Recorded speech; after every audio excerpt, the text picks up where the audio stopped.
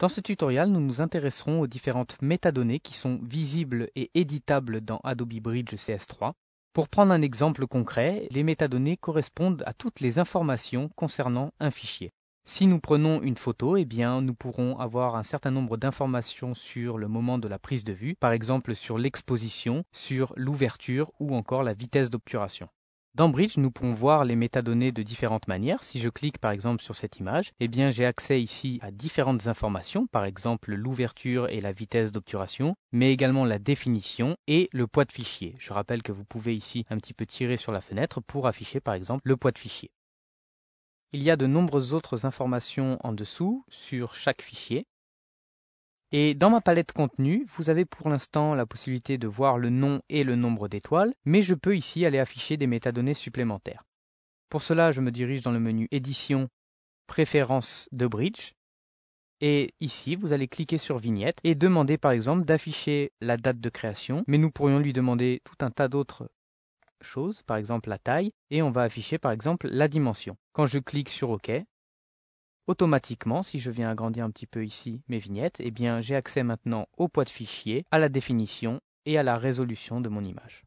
Vous avez la possibilité d'enlever l'aperçu de ces métadonnées dans la palette contenu avec un raccourci clavier qui est CTRL-T sur PC, Pomme-T sur Mac, et ainsi je peux voir mes images tout simplement. CTRL-T pour les faire réapparaître et je vois ainsi mes informations. Revenons sur les métadonnées disponibles sur la droite. Ici, vous pouvez ouvrir ou fermer d'un simple clic sur la petite flèche. Si vous double-cliquez maintenant sur une fenêtre, eh bien, il fait un gros plan sur ces métadonnées et ainsi a descendu tout seul l'ascenseur. Par contre, vous voyez que les informations sont un petit peu écrasées ici. Vous avez la possibilité, bien sûr, d'ouvrir un petit peu plus grande la fenêtre pour avoir un meilleur accès à ces informations. D'ailleurs, vous avez vu que l'aperçu s'est automatiquement mis à jour afin de s'afficher correctement. Mais pour voir correctement ces métadonnées, je vous conseille d'utiliser ici le menu Fenêtre, Espace de travail, Métadonnées.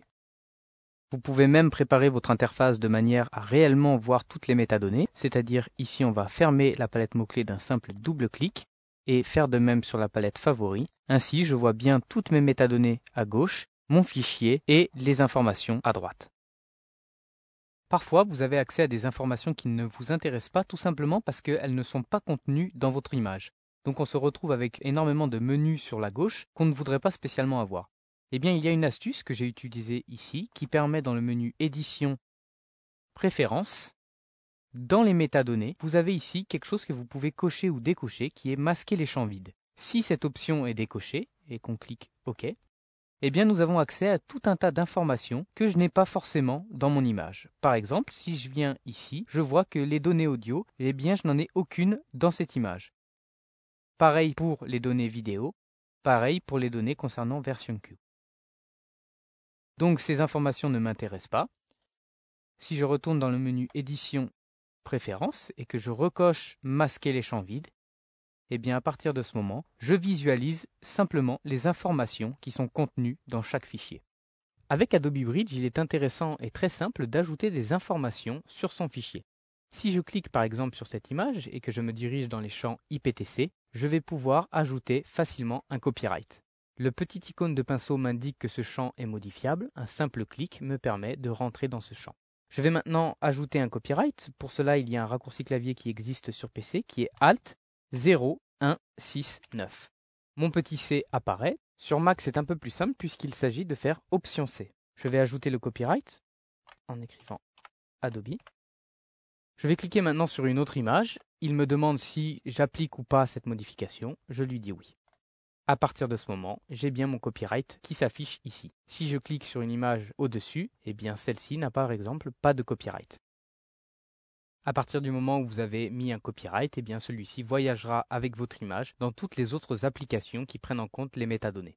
Voilà, nous avons vu comment visualiser les métadonnées de différentes manières dans Adobe Bridge et comment éditer celles-ci pour la suite.